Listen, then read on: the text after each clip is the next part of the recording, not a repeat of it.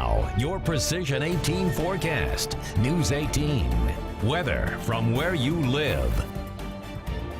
Really the only weather issue the next 7 days, foggy mornings. Areas of fog pretty much over the next 3 mornings with crisp, cool, damp air. But in the afternoons, it will warm up nicely, and it's going to get quite warm by the weekend with increasing humidity. But overall, a lot of dry weather in this forecast is expected. So we'll already be down to 59, 60 degrees by 11 o'clock tonight. Notice the wind going calm and the skies going clear. So that means some areas of dense fog in the morning with a 51-degree low temperature.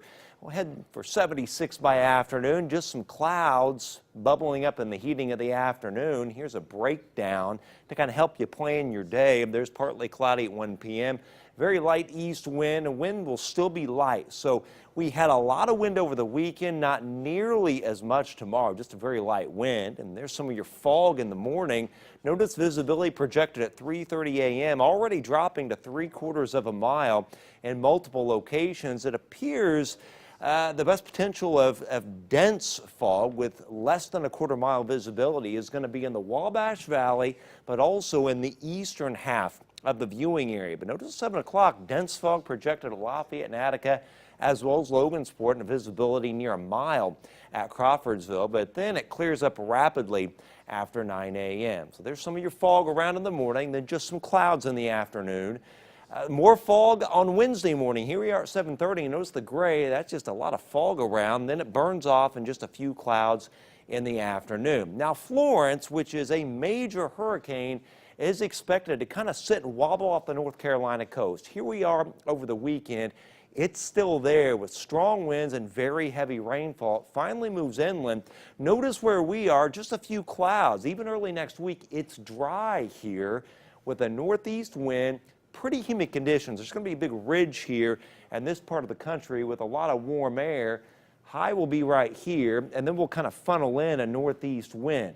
Now, there's the center of it early next week, and notice by the end of next week, it's still in South Carolina and Georgia. Catastrophic flooding possible in this region over the weekend and right into next week. But notice how we are dry. Sinking air on the other side of the Appalachians from the storm will keep it dry around here right into really late next week and beyond. Now, here's the wild card in the forecast. It's not Florence, it's this. This may become a tropical system, which is down approaching the Gulf of Mexico. If we are affected directly by rain or wind from a tropical system, it's not going to be from Florence. It will likely be from if something forms down here in the Gulf of Mexico and moves to the north and the northwest. We'll keep an eye on that. But it's a dry 7-day. Check out the high of 80 on Wednesday. Normal is 80 for the time of the year, but then it gets rather warm for the weekend.